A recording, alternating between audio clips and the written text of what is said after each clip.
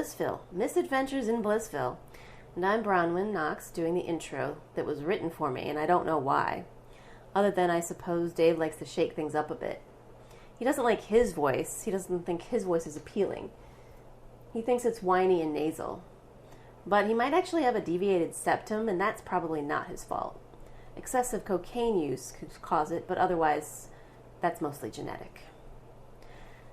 Dave wanted everyone to know that tonight we'll be talking about the first series of Doctor Who, the reboot featuring Christopher Eccleston and Billie Piper. We just finished viewing the greatest hits of the first series, all but 3 episodes. So why those 3? Aliens of London, World War III, and Boomtown? I just didn't think they were necessary because I thought they were really silly, and I thought that Doctor Who was kind of playing around with a kind of humor that it's not really used to. These 3 episodes were really very silly. They had to do with an invasion, this alien race called the Slitheen or something, Slitheen. These enormous green creatures, and then they're so big that they have to have a human form that's morbidly obese, I suppose. And they make these, and there's just a lot of fart jokes, and it's really not funny, and it's completely out of tone with the rest of Doctor Who. So I decided we shouldn't watch those again, because I didn't really think they were all that great. Aliens of London and World War III, basically, they come back, the Doctor brings Rose back to her own time, but he overshot it a little bit, and it wound up being, I guess, 6 months to a year. And everyone assumed Rose was dead, and they assumed that Mickey, her boyfriend, had something to do with her disappearance. And then we get into the adventure, but it wound up being kind of silly. Boomtown is a sequel to that because it incorporates one of the characters, one of the bad guys from those first 2 episodes. She wants to be a politician, and she wants to do a whole bunch of things for Wales. And it really turns out that she wants to ride a surfboard using nuclear power back to her home planet or something, I forget. But she winds up becoming an egg later on. Were you a Doctor Who fan before this reboot? Not really. Not at all. My first memory of Doctor Who was probably in 1982. It played on PBS. It was the Tom Baker run, I guess. And I watched all kinds of stuff back then.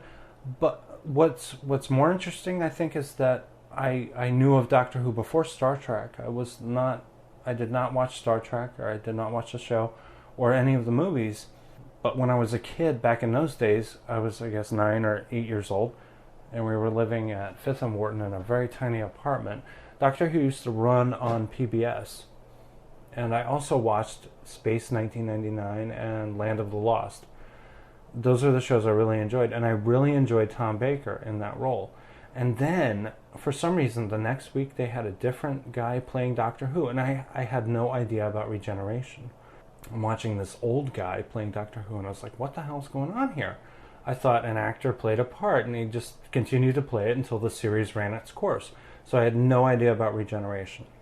So did your local PBS, did they have that ad campaign where they took the song Rock and Roll and re-recorded it as Doctor Who, Doctor Who? I have Doctor Who, no. No? I never heard anything like that. Did you? Yeah. That was your thing? That's because that's the only time I ever saw Doctor Who is they were running like the Tom Baker years on our PBS, and they would do like a little promo bit for it where they would show little clips of the show. That's why every time you heard Rock and Roll by Gary Glitter, you would go Doctor Who, Doctor Who. And I kept saying to you, Doctor Who. I kept saying, it's not Doctor Who, it's Rock and Roll. Hey! No, I'm telling you, that happened. So, this reboot was developed by Russell T Davies, who is a Welsh television producer and screenwriter whose works include Queer as Folk, Bob and Rose, Second Coming. I never heard of these shows. I heard of Queer as Folk, though.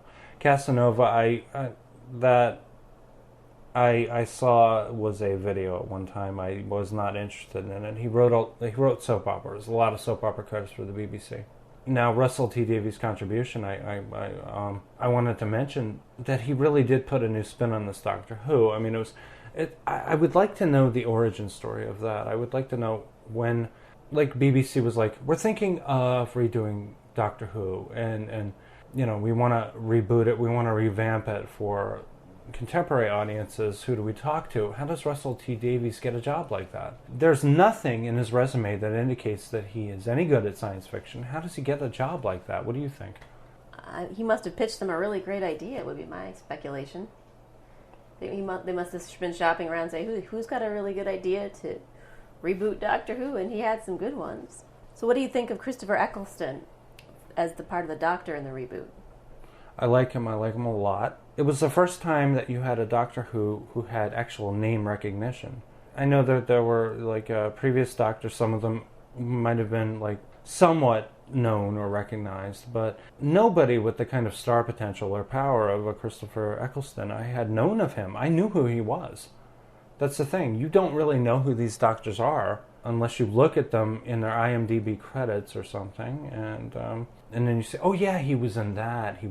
Yeah, I remember him in this role or something, but I knew who Christopher Eccleston was because he was in Shallow Grave, which was great. He was in 28 Days Later. He was in Jude the Obscure with Kate Winslet and David Tennant, who would go on to replace him in the movie. The Others. The Others, he was in The Others, but that was in 2001. He played the dead husband of Nicole Kidman in that movie. Well, I knew who he was, but it's not like he was famous in that sense of I think he was a lot more famous than Sylvester McCoy. His face is super recognizable. If you see him once and then you see him again, you'll remember that. Yeah, definitely. I thought that he was fantastic. He was a breath of fresh air for this new series of Doctor Who episodes. He had so much energy, and he had spunk, and he had charisma and confidence, which would go on. I mean, I think that when they cast further Doctors in this series, they always go back to Eccleston and remember it's about the charisma more than anything else, because that makes sense. You're dealing with a personality that is practically immortal. He regenerates, and he gets all that experience, so everything is old to him, no matter what. There are no new experiences. He adapts to the situation. He's able to impart it very quickly. What did you think of Eccleston? I liked him right away, but since I did sort of know he was from those movies, I sort of came predisposed to liking him. And yeah, he had a more youthful energy than I would have. It didn't seem so stuffy and British with him doing it. He that's a more the thing. He's young, not energetic stuffy. hipster kind he's of not stuffy. feel. He's not these old guys who are just so crabby and angry at everything. He was angry. That's the one thing about Eccleston. He is very angry in this part of the Doctor, but he also conveys a sense of humor. And a sense of humor and kind of an innocence, even though he is angry. We're supposed to realize that before whatever event that occurred that caused him to regenerate into this Doctor, he had just been through the Time War and killed all the Daleks, and the events had caused his people to die off and the Daleks to die off. And this is the regenerated Doctor that we're seeing, so he's still in that kind of warlike mode. Now, I like the way BBC makes television, usually 12 to 13, maybe 14 episodes and a Christmas special. But that is a Doctor Who tradition. Basically, proceeds from the Christmas specials are donated to charities, and then they do a separate for the children episode, which goes exclusively to charities for children in England, which is fantastic. And I wish American television would adopt such a policy. With the 12 to 13 episode format per series, what we call seasons here, we call them that across the pond in the colonies. You can look at your series as a solid movie.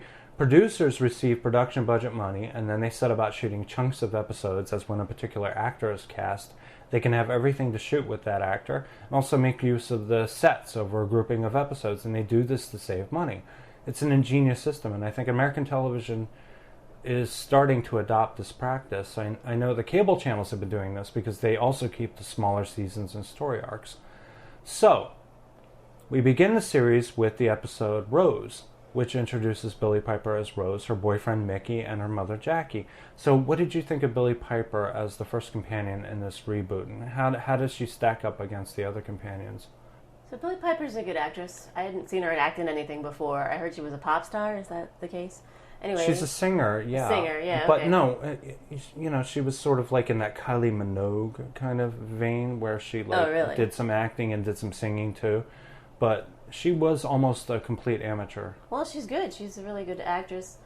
She has sort of that young teenage, not sure what you're doing with your life vibe, just down just right. I completely believe her, actually.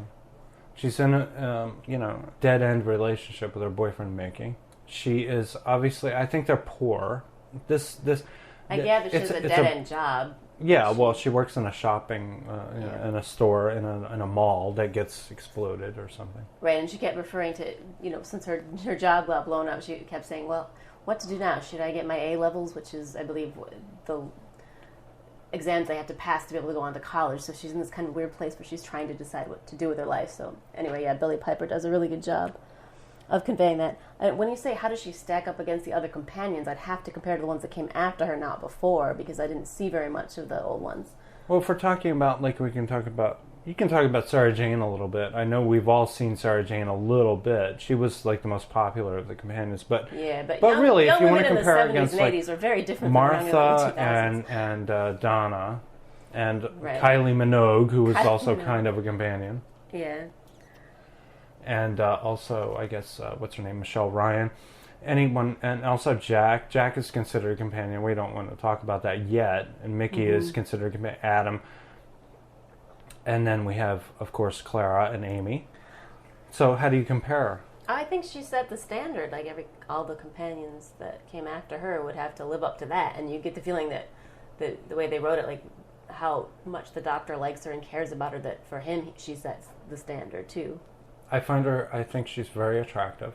She's got these deep, haughty eyes about her, and she has a British mannerism about her. The episode itself is kind of silly. This is the one that begins Doctor Who, and it's about plastic monsters or something. Monsters made of plastic or can control plastic.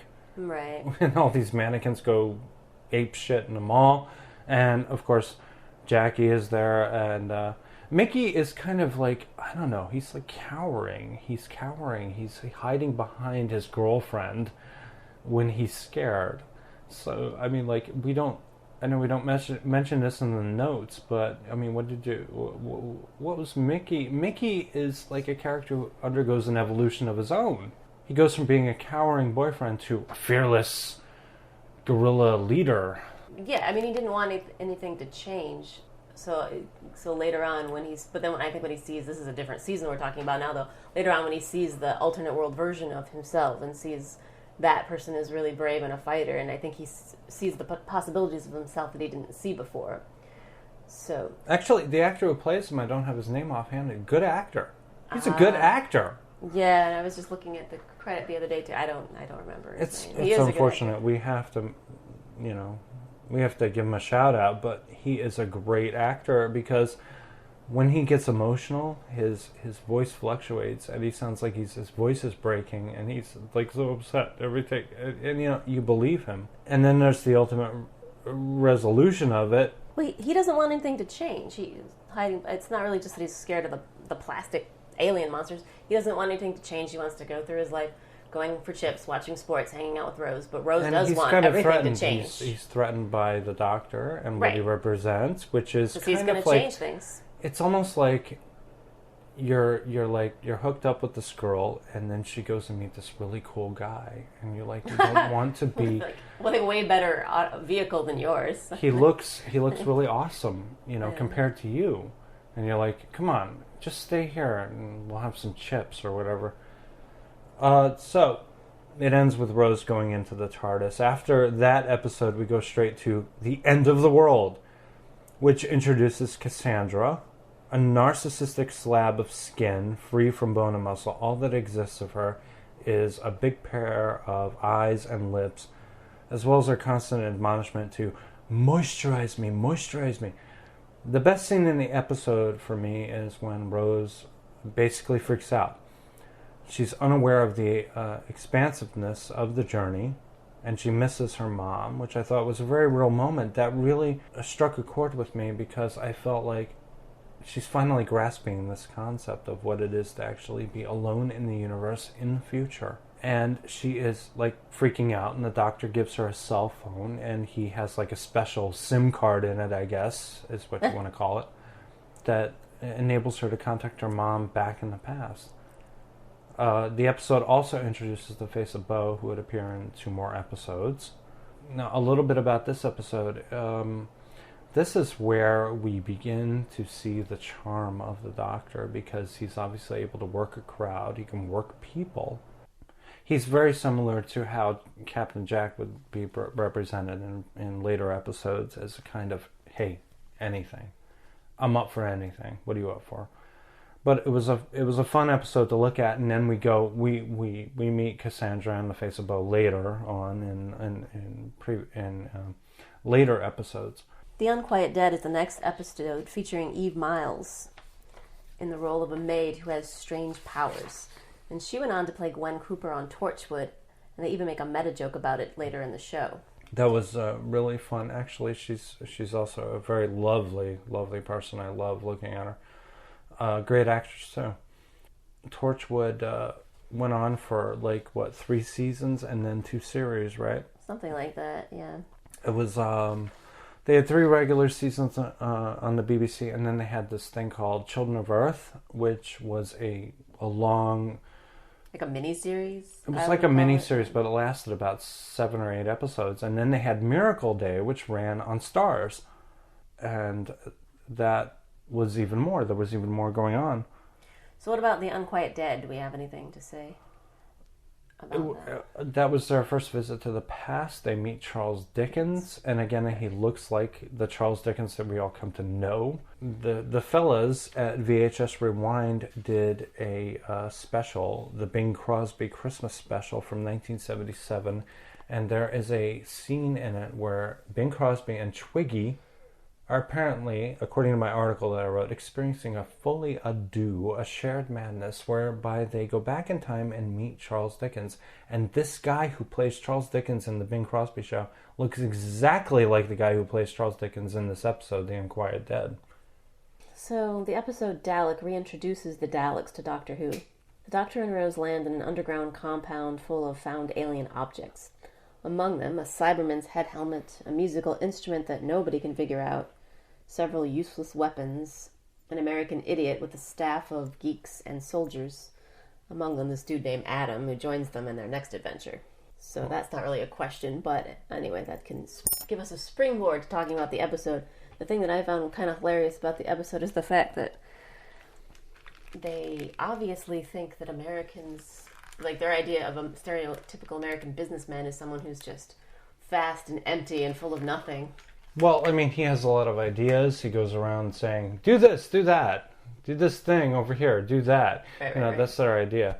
It's obvious that Russell T Davies was a voracious fan of American television, which is one of the reasons this reboot of Doctor Who works very well for mass American audiences. Eccleston is more television friendly than half the lot of the original Doctors from previous series.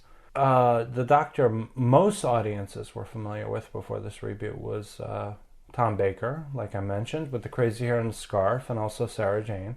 To my admittedly limited knowledge, the Daleks seem to be retconned a little bit. Retcon is a term.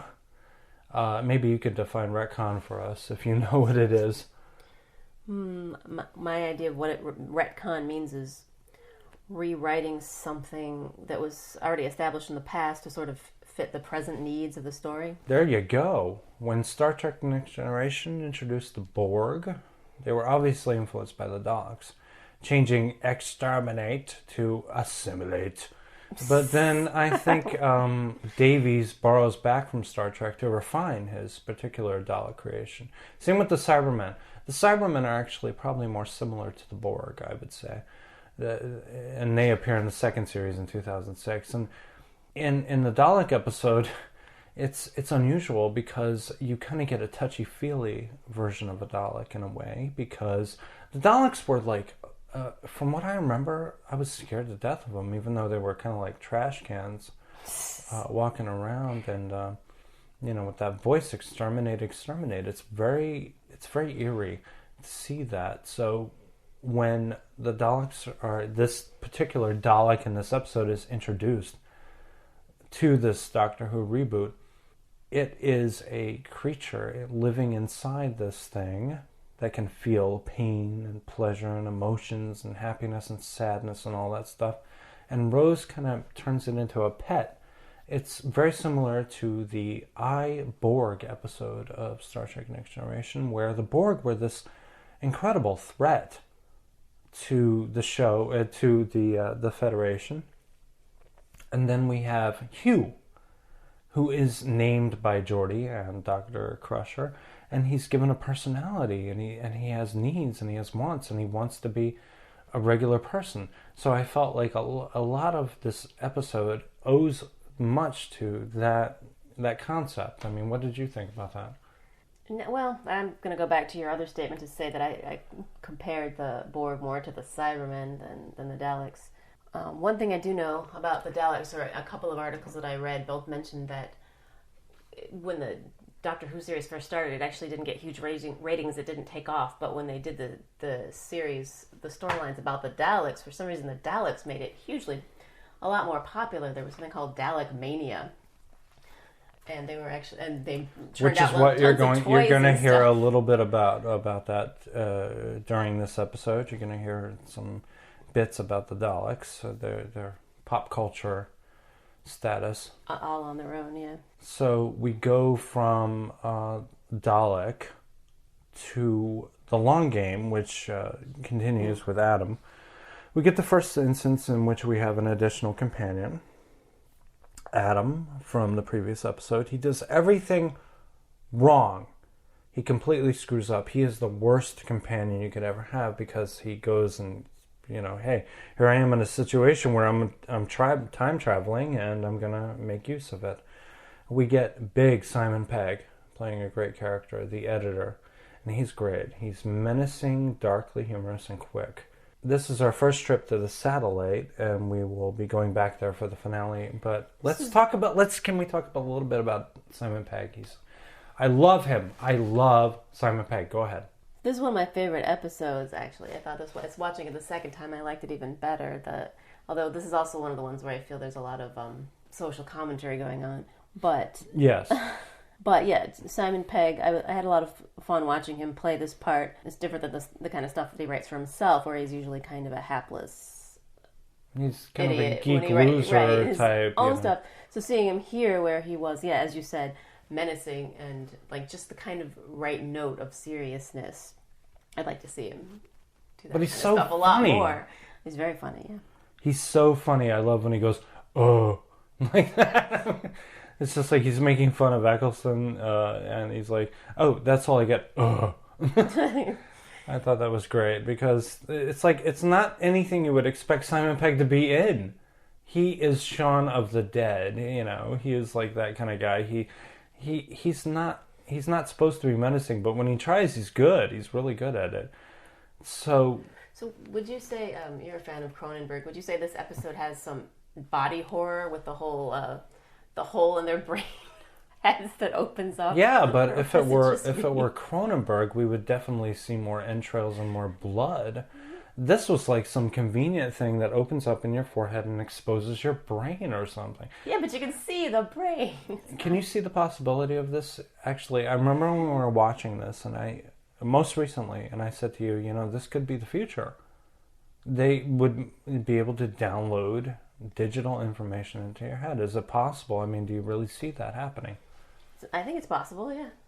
Scary. You've read a lot of what's his name? William Gibson. Yeah. And he goes on about this shit. I mean, like, he's like, like an author invents, but visionaries like William Gibson, I would say, prophesize more than anything else. And I think that he thinks that this is what the future will bring us, is this direct digital to brain communication. I mean, that would actually happen, in your opinion? I definitely think it's possible. I don't think it would be so visually extreme like it was here. I mean, in William Gibson, it's more like it's something, a much smaller point of entry, where you'd have something almost like a thumb drive going into your head, is what I imagine more. But in the episode, the skin opens up and creates this like portal, and you can actually see the brain right there. We move on from that to Father's Day. In Father's Day, we meet Pete Tyler for the first time. This is a character we're not supposed to know. And we also see little Mickey as a little kid who for some reason recognizes Rose as an adult woman, and he gives her a big hug. Father's Day has a couple of problems for me. It's a great episode. Very City on the Edge of Forever. Harlan Ellison, owing another debt to Star Trek, I might add, because it relies heavily on the death of someone to repair the wounds of time. We can't proceed unless somebody dies, in this case Pete. But I have a problem with the Doctor's logic. He's wary of the idea of letting Rose visit her past and interact with people she knows in a different timeline, but he does it anyway. For some strange, morbid reason, Rose wants to see the moment her father dies. Now, I have to ask you, since you have a father and you know, do you really want to go back in time and see the moment he dies? Would you really want to see that? I might. I mean... Out of morbid curiosity, just to heckle and go, look at him, he's dead. No, I don't think that was the point at all. But the thing is, my situation is completely different because I know my father. I grew up knowing him. She never met him, not once. She's only got her mother's stories to rely on. So, of course, if she thinks, seeing the moment he dies is like one chance to actually see something of him, you don't think she might do that? I think it's a little bit weird. I mean, why would you want to do that? Let things lie. What I would do. What I thought was weird was the fact that the Doctor was surprised at her behavior, because I think he should have known. Because she doesn't stand there. She rescues him, saves his life, and then all hell breaks loose. Right. What do you think she was gonna do? So there are these crazy gargoyle-like creatures with tails that look like SIDS. A very striking visual. I didn't really pick this up before, but I picked it up recently upon the last viewing. They swoop in and they kill these people outside a church at a wedding that Jackie and Pete are attending with baby Rose. So for the first time we see that Rose's view of her father is colored a bit through nostalgia. She never really knew him. Pete's marriage to Jackie is not the greatest one could ever hope for. Jackie once again comes off as a royal bitch, or should I say a commoner bitch. She always seems horribly unpleasant. I mean, it's an interesting choice. What did you think about Jackie? Yeah, no, he's sort of like this get-rich-quick schemes guy. Nothing ever works out with him, and she's constantly down on him and getting after him. But the thing is, what I think was more what they were trying to display, the writers were trying to display, is the difference between how she talked about him when he was alive and how she talks about him to Rose once he's dead. So that was probably one of the more emotional episodes during the first series, right? Definitely. Season. There is a reference to the fact that there was an unusual, strange blonde woman who was holding this man's hand as he dies. Right. And then obviously that was Rose. Yeah, and that's what she uses to convince her mother. Oh, that was at the season finale, right? Right. What she said. She was like, don't you remember a story about a blonde woman holding this man's hand or something? That was me, Mom. That was me. That's what she says. The Empty Child and the Doctor dances. Important for two reasons. They introduce the characters of Captain Jack Harkness, played by John Barrowman, ultimately the center of the first Doctor Who spin-off, Torchwood, which is an anagram for Doctor Who, and the first scripts to be written by Stephen Moffat, who would later run the show after Davies resigned in 2009. So, what do you think of Captain Jack Harkness, at least in how he appears in this two-parter? So they set him up in this two-parter as being sort of a con artist, sort of like a sexy, untrustworthy guy. Yeah.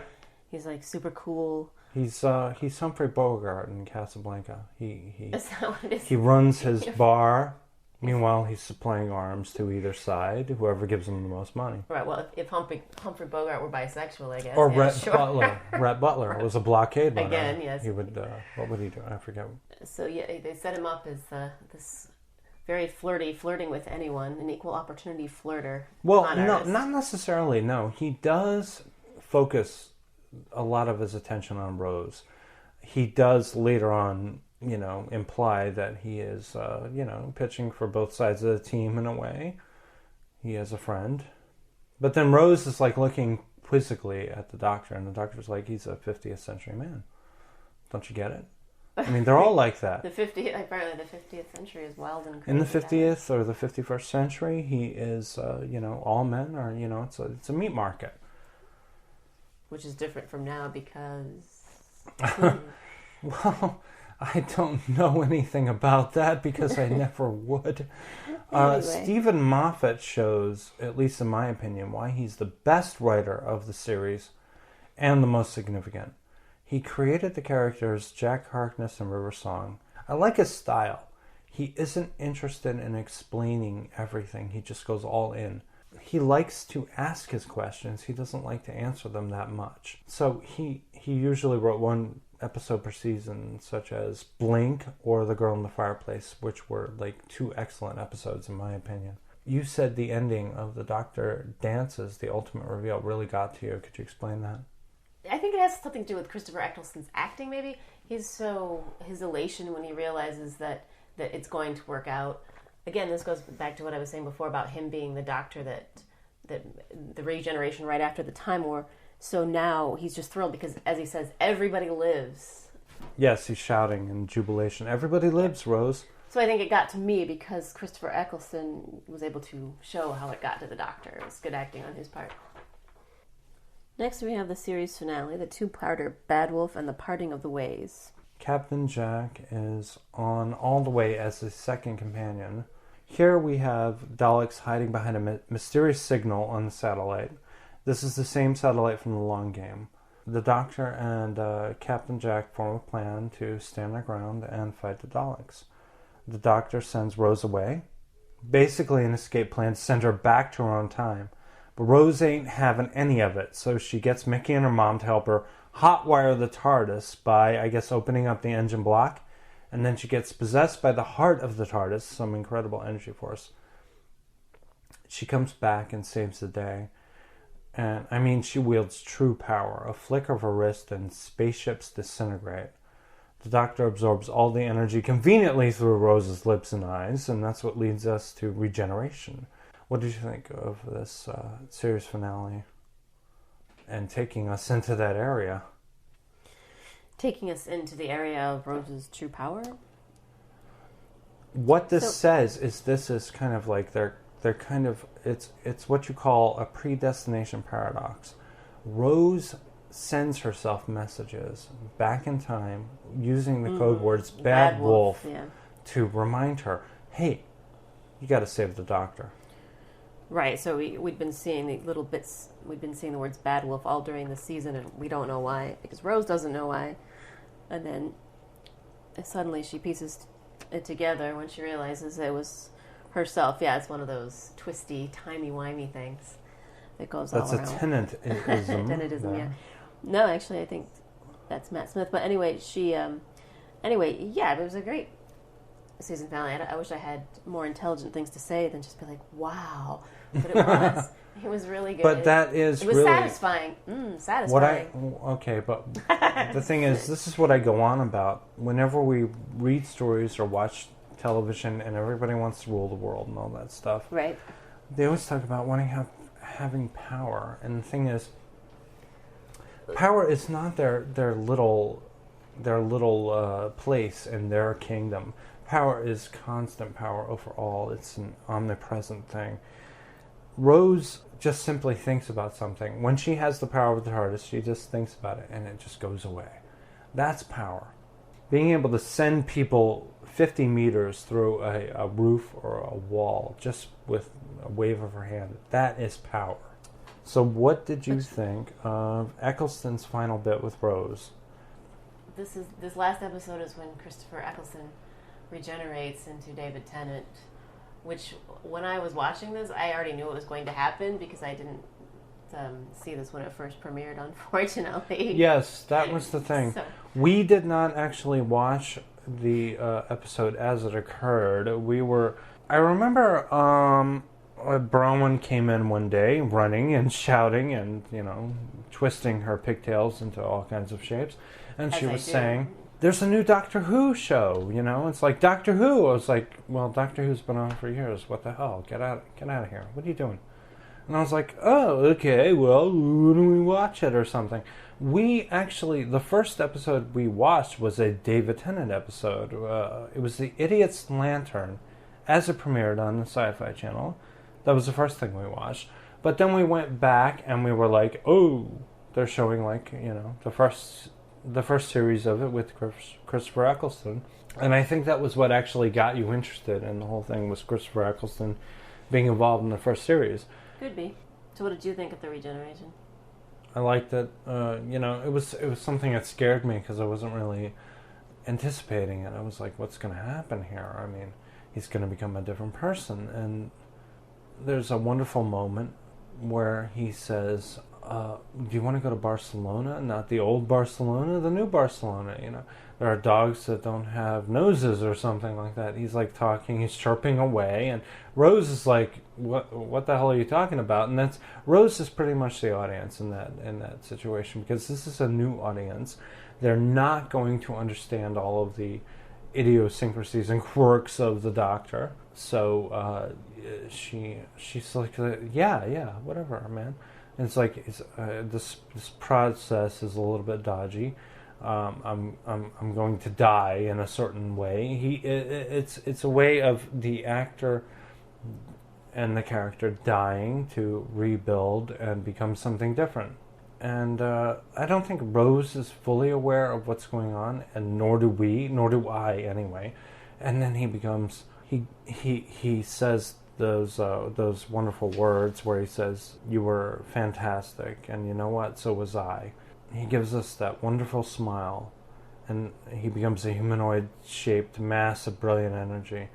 It almost feels like the end of the show, the end of a series, and it would be but for the presence of Rose to keep us viewers connected. And this happens in the Doctor universe often, but it only happened once, or twice actually. It happened with Rose here, with this Doctor, but it also happened with Clara, when Matt Smith became Peter Capaldi. Right, in this newer series. It was more abrupt, though. It wasn't as dramatic, though, with Peter Capaldi. It was like they panned away from him. He just sort of he went from being Matt Smith to becoming Peter Capaldi, and it's just like, it was just it was abrupt. This was more triumphant. This was more operatic. He closes a door and opens a window in the form of David Tennant, who is actually my personal favorite as the Doctor. But Eccleston is fabulous primer for the reboot. What Eccleston builds, Tennant improves upon. He uses Eccleston as a springboard, and his manic energy, humor, and anger complement the 10th Doctor. So just as immediately as Eccleston regenerates into Tennant, he keeps up the previous dialogue as though nothing happened.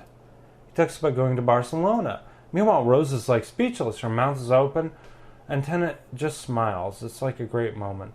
What was your initial impression of David Tennant upon seeing him materialize as the Doctor for the first time? I thought he did a good job of keeping up the same personality, as you said, that Eccleston had established. David Tennant's really cute, of course. You can't just sort of look at him and not like him, because he's probably the best-looking guy they had on the show playing any of the Doctors. Up to that time, and probably... Yeah. Well, the guy, the one from back in the past, from the 70s, I guess, the one from All Creatures Great and Small, he was a nice-looking guy, too. What was his name? I want to say Peter Davidson, but I'm not sure. He was a young man, too. He was like Peter Davison? A Bruce Davison? 29-year-old. Nah, I don't think Peter Davison. Could be. I may be really messing that up, but I know it was a 29-year-old actor from All Creatures Great and Small. It was a good-looking young man. But anyway, that's off the topic. You're saying David Tennant is a good-looking guy. Yes, and he's very charming. So of course, unfortunately, of recent years, he's lost a lot of weight. I mean, we're all worried about him here in the universe, as it were. You watched Grace Point recently? I just saw one episode of it. Yeah, and it was sort of striking. He looks very thin. But you know what was great? He was in Fright Night, the remake, and he was the best thing about the remake. That was the great thing about it. He was playing like this crazy magician in the Chris Angel kind of mold, and he was obviously sort of channeling Russell Brand. I think they wrote the part. That was my theory. That was my theory. Was that it was? Did they write this part for Russell Brand, and then he didn't do it, so they asked David Tennant? Why did you write it for Russell Brand? I mean, I would put David Tennant in anything. I mean, like, the guy is capable of doing so much. Yeah, he did a really wonderful job, and he was the best part, his performance in that. So anyway, it was sort of like, well,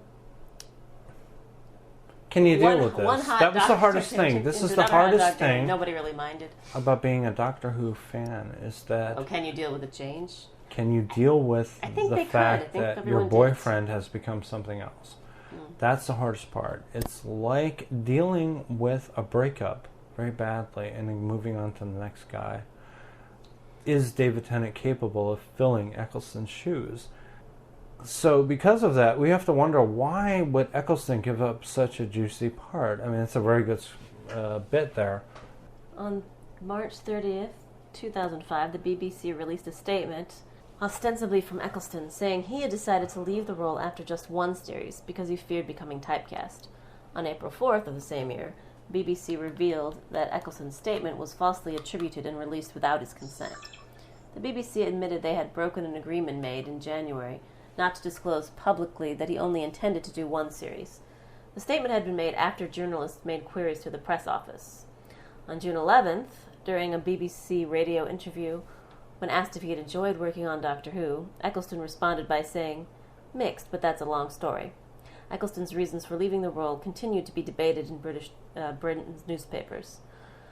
On October 4th, 2005, Alan Davies told the Daily Telegraph that Eccleston had been overworked by the BBC and left the role because he was exhausted. In a 2010 interview, Eccleston revealed that he left the show because he didn't enjoy the environment and the culture and that the cast and the crew had to work in, but he was proud of having played the role. So what would you gather that the final impression of this would be, based on that? That he didn't really like being on a TV show, at least not with the BBC. From what I understand, working on any TV show, American or BBC, is grueling long hours. So, I don't know, maybe I don't think the statement actually reveals much. Of course, he was the star of the show, which is, being a star of the show is probably different than having a smaller part on Heroes. So, final thoughts. Well, it was a great reboot, and obviously it launched it's been long-lasting. It's lasted several years now. The new series, but nothing to me has been quite as good as this first one. This has been BlissVille, Misadventures in BlissVille. I'm Bronwyn Knox, and I hope you enjoyed this podcast. If you did, please consider subscribing to this podcast. You were fantastic. Absolutely fantastic. And you know what? So was I. I bring you greetings from all dialects.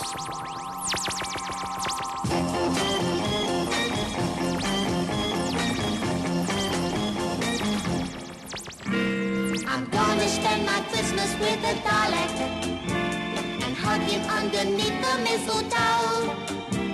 And if he's very nice, I'll feed him sugar spice and hang a Christmas stocking from his big left toe.